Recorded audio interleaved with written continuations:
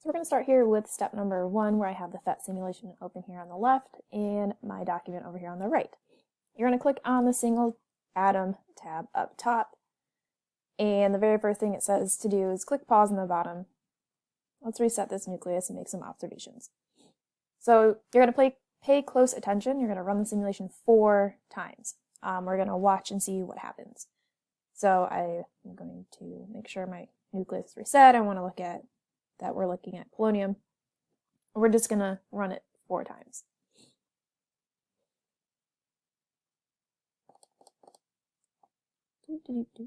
Sometimes it takes longer than others for decay to occur.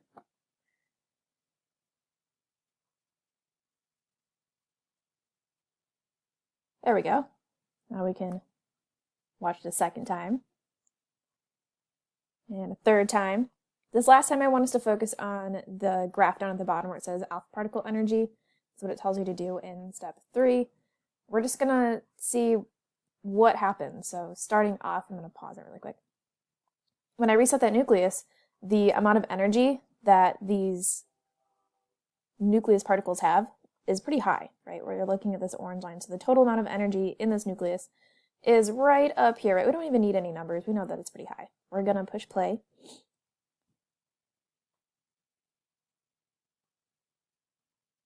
Right, it's moving around, and motion indicates that there's a bunch of energy occurring.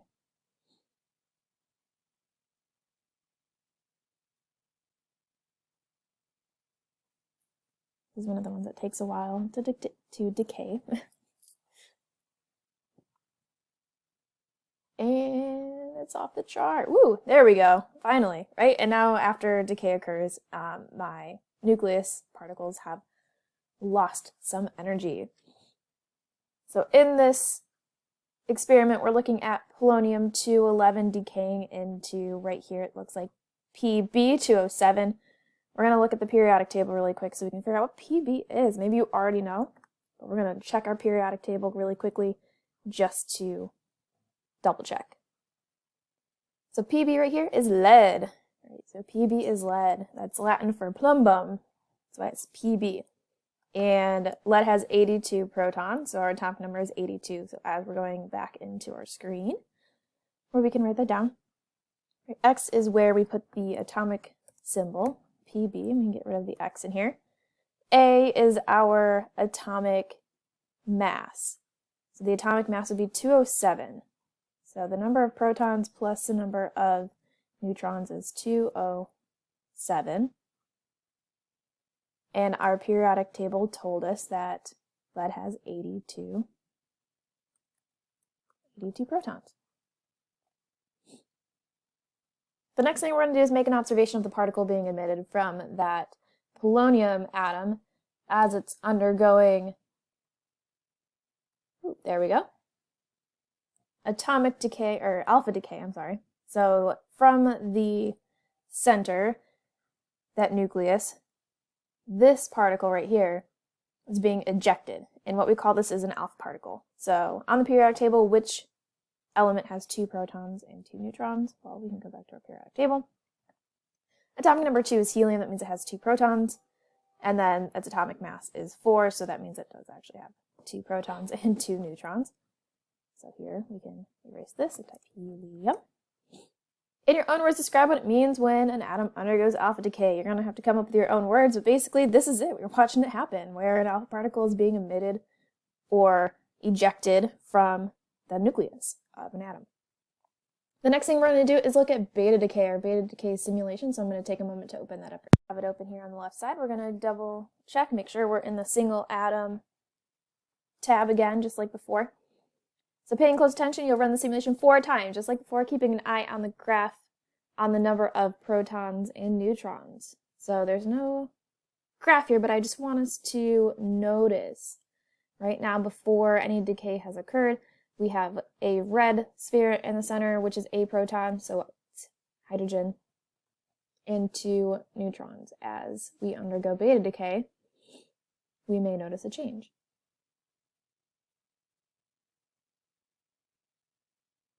Pause that really quick. Now we have 2 red spheres, which means there's 2 protons, and 1 neutron. So we've swapped out a proton for a neutron, and then some blue thing is going away from it, right? So we've got the electron. There's actually something else that is ejected. Let's see if we can make an observation of it this time.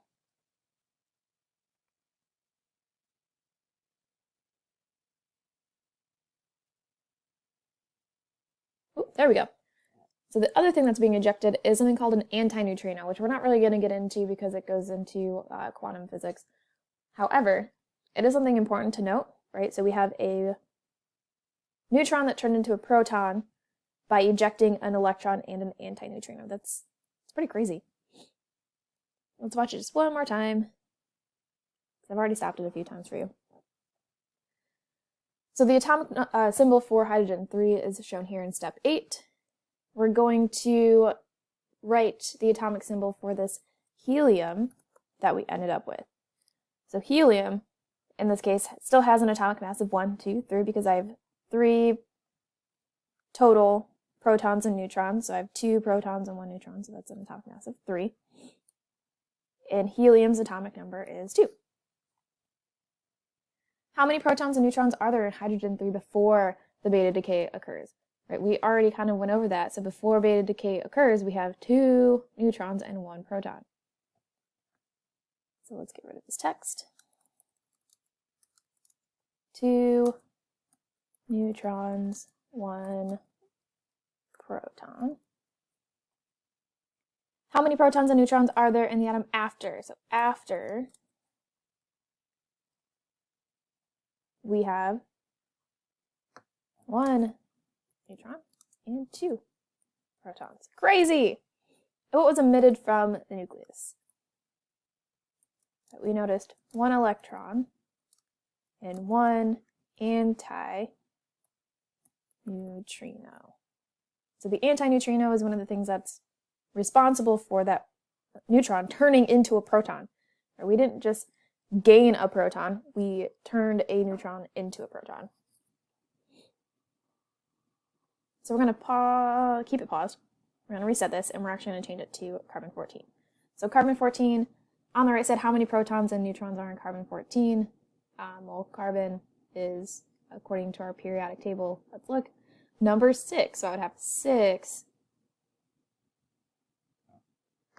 C14 has 6 protons.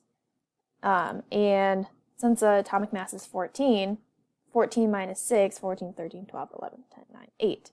So it would have to have 8 neutrons before beta decay occurs. We're going to push play, and we're going to watch and see what happens.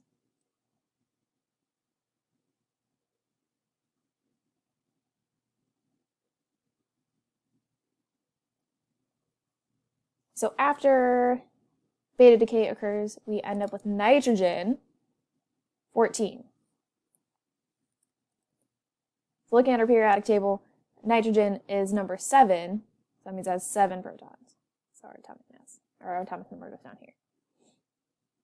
Did the atomic mass change after carbon-14 underwent beta decay? Well, our atomic mass afterwards is 14, and our atomic mass before is 14. So no, the atomic mass did not change.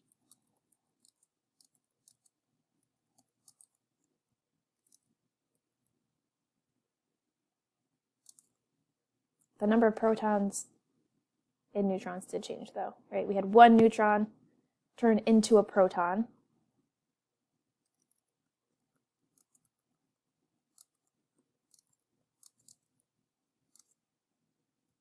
When the electron and antineutrino